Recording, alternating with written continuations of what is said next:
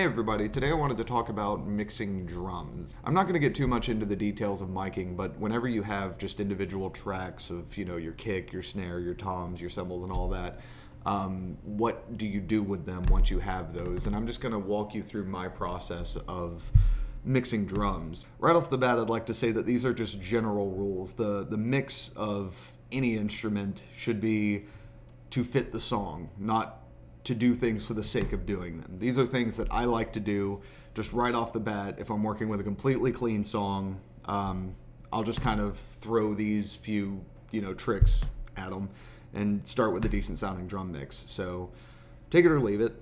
So we start with individualized tracks for the kick and the snare and the toms and all that. And sometimes they'll be more individualized, like each crash will have its own. Sometimes they're like you've got, overheads, just two overheads for 6 cymbals. But either way, this is the rough idea of the process. So you start with all of them at flat levels, flat panning, just straightforward, and you just listen. Make sure all the miking is good, because if you have like a cymbal that's got too much distortion on top of it, you're never going to make it sound good, ever. So you have to work with good mics first. You have to work with clean stems before you move on. So if you have a bad sounding mic, it's going to sound bad as you start mixing.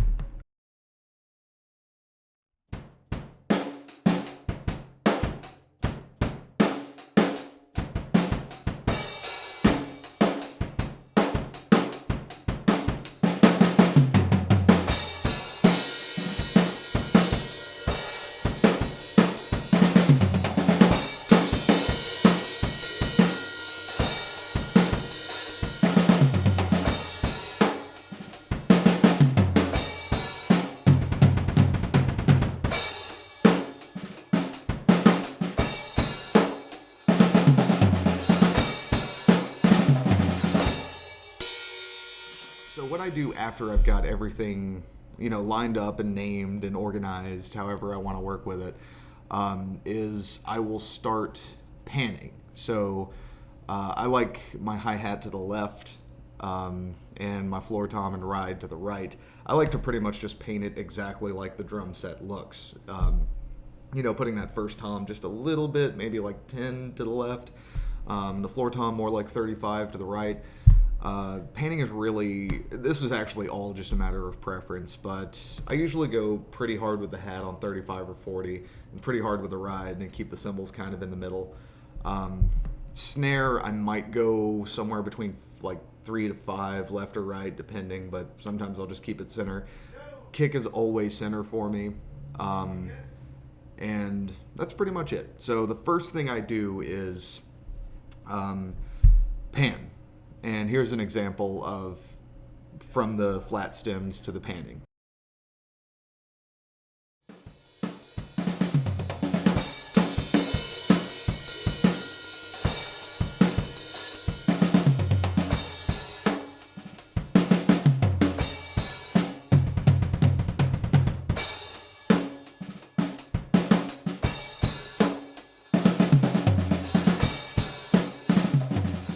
The next thing I do after I'm done panning is I'll start doing volumes. So obviously you don't want your crash cymbals to be overbearingly loud over the kick and the snare.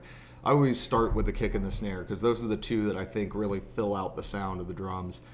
And I just crank those up to whatever I want. Then I'll drop the cymbals down because they have their own range, so they don't have to be loud to be heard. It's just like all that super high-end stuff, the cymbals are going to be there. So that's something that I've learned, is to keep the cymbals back, way back, because they get very overbearing very quickly when you add volume to them.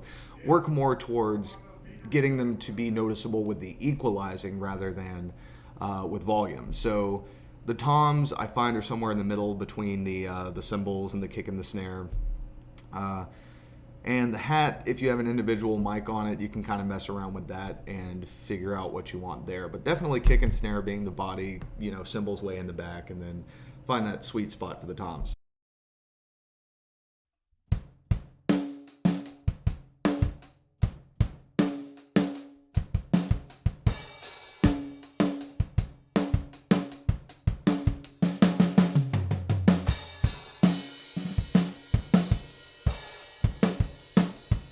Now, when you're doing the volume leveling, you can start listening closely to the room microphone. One thing I absolutely love is the room microphone, because as you start individualizing these things and like doing your leveling, you'll hear that, the snare can be completely controlled without a room mic. You get this very clean sounding drum mix.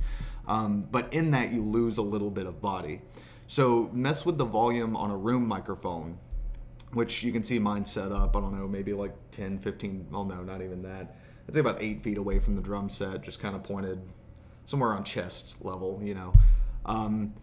Start messing with the room and see how adding it and taking it out changes the sound of the drum set. You'll really notice that body, and kind of unity. I like to, it makes it go from being like this super clean and tight and precise sounding, mix to a little bit more open, like you're in the room with the drum set. I like messing with room mics a lot. Sometimes I don't use them if it fits the music, but I'd say about 80% of the time I always have a room mic in there somewhere, usually around somewhere between 50 and 80% volume, just to fill out the sound so it's not too clean. Because basically what I've learned about drum mixing is that the cleaner it is, the tighter and more precise everything is, the harder it is to be happy with it, because then you're really getting down to the grit and the nitty gritty, and you're just like, well, I wish the snare would do this, and the tighter it sounds, the tighter you want the mix to be. But by throwing that room mic in there, it kind of like it smudges the mistakes a little bit, so you can see it more as a whole, as opposed to making your snare sound exactly like you want it to sound. But like I said, just mess with it. If you like it, you like it. If you don't, you don't.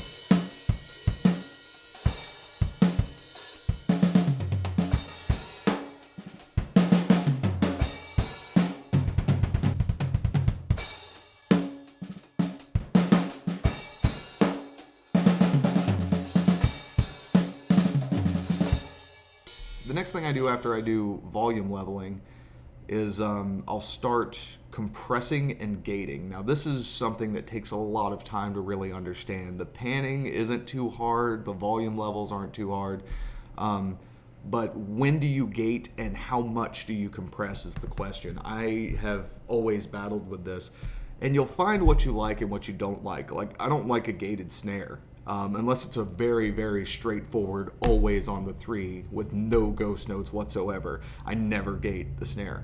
And that's because you lose a lot of nuance of it.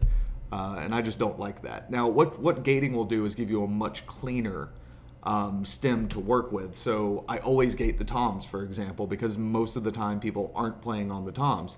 So you're getting all that kind of background noise from the tom mics while they're not being hit. You can also gate the kick because it's got its own independent range of frequency that it doesn't really need to be on all the time. And it's usually a really, really tight stem and an easy signal to work with. So there's no reason you shouldn't gate the kick.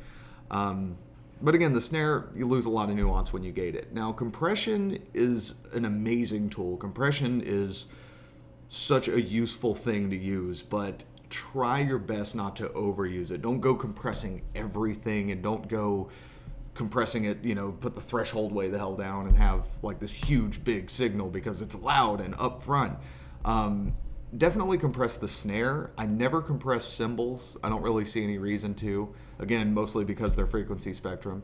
The kick can definitely use compression, but you'll lose a lot of nuance yet again if you push the compressor too hard. So find that sweet balance with the threshold to where it's pushing it a little bit more. It's bringing it like out and up when it's getting softer, but it's not completely flattening it.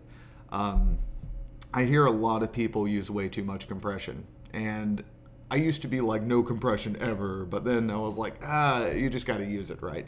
So the toms can definitely be compressed. The kick and the snare should definitely be compressed.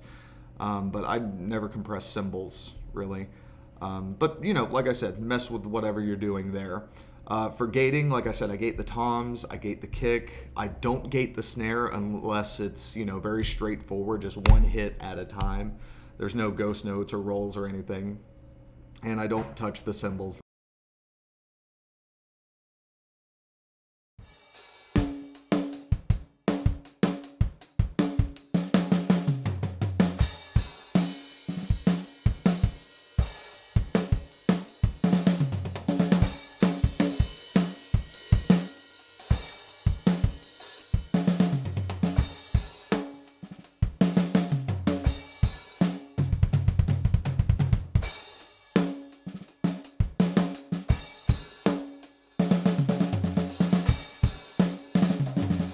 So compression and gating is one of those things that you really have to work on. You have to make sure that you're not pushing anything too hard or too soft, and that you're not gating things that don't need to be gated. Usually the rule of thumb for me in gating is that if I have to fight with it too much, I just take it out. I'm like, screw it. I'm not even gonna mess with this thing. That's why I usually don't gate the snare. After you're done with that comes the hardest part. This is the worst, equalizing. Now, when we're equalizing the drum set to itself. We're making sure that everybody's frequencies are working together with the drum set. Equalizing the drum set into a song is a completely different story, and it is a nightmare. But right now we're just talking about getting one drum mix to sound really good. Your cymbals get the high end, so you give them all of your upper frequencies, and your kick obviously gets the low end, so you give it that. Now, those are the simple ones, really. Not only do the cymbals get the high end, but they lose the low end. Sometimes you'll have a ride cymbal that might need a little bit of body by putting, the lower frequencies somewhere around like 800 to 1K, like in that area.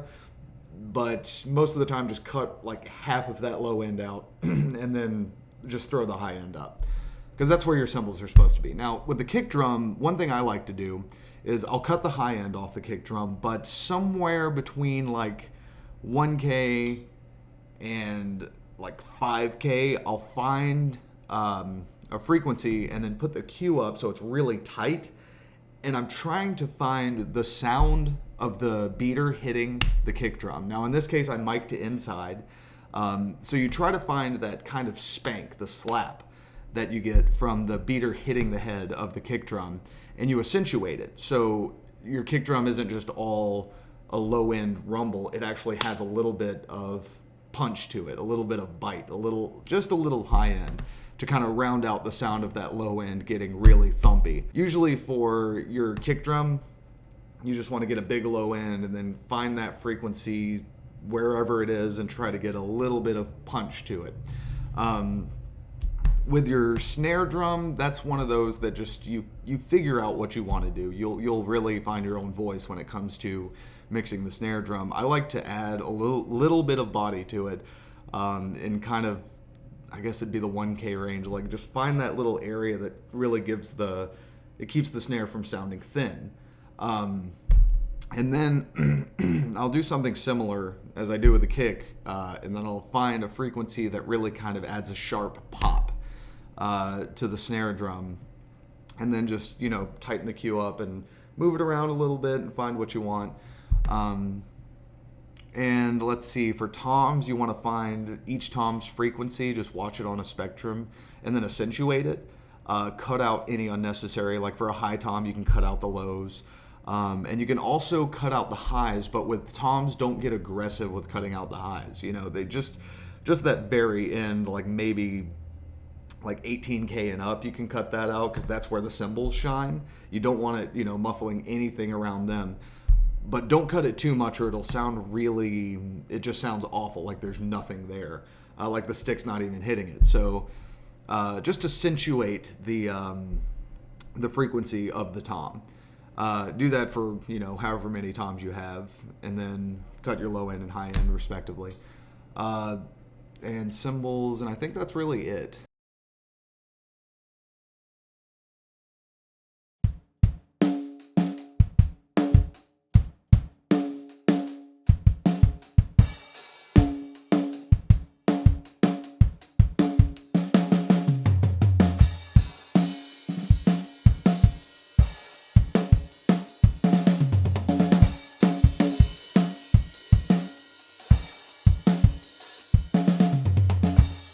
once you have your compression, your gating, your EQing, your volume, your panning, it should start sounding pretty good right now.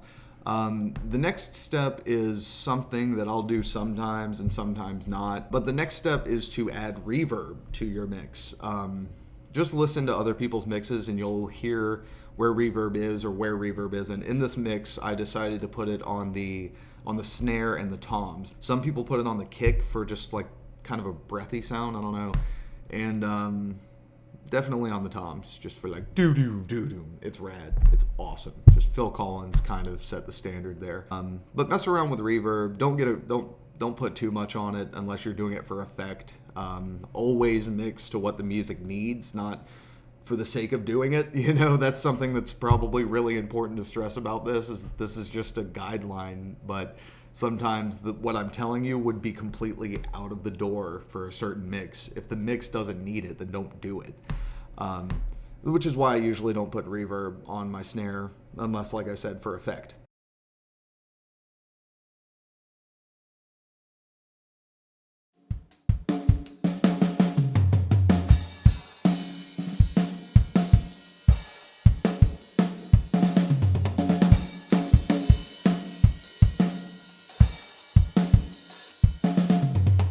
So after you have your reverb and your compression and your equalizing and all that, you can put all the tracks into a group and then listen to it as one track and just kind of go, okay, what does this one track need?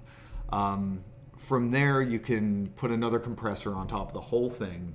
I use multiband dynamics to kind of accentuate the low end and the high end and fill out the sound a little bit more, and I think I threw a compressor on top of it too.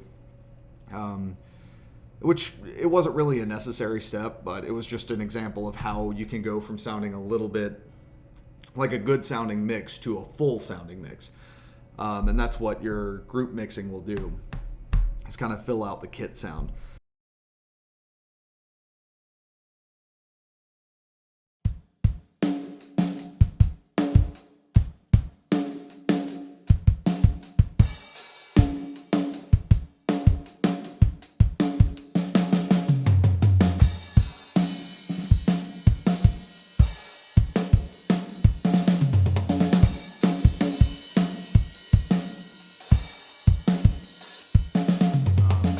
Like I said, I'm not going to talk about miking and I'm not going to talk about mixing the drums into a song because that's a totally different story. This is just with your basic drum stems, how to make a decent sounding mix out of it. It's kind of tried and true. I've never had this go bad, to have any of this. Everything I've told you, if you follow those and just kind of tweak for a few hours, then you'll find your sweet spots. And then every time you throw this on this idea onto a drum track, the drum track sounds pretty good. So I've got examples. I've got all the raw stems that you can use. If you guys like this video and you want more information, I can actually make a video of me mixing it, and I'll just do another completely clean mix. We didn't talk about triggering and kind of quantizing, which is something I don't like to do, but I've learned that you have to do it. But I'll talk about that on a later time. Like I said, if you guys liked this and if you'd like me to make more videos, just let me know. Thanks for watching.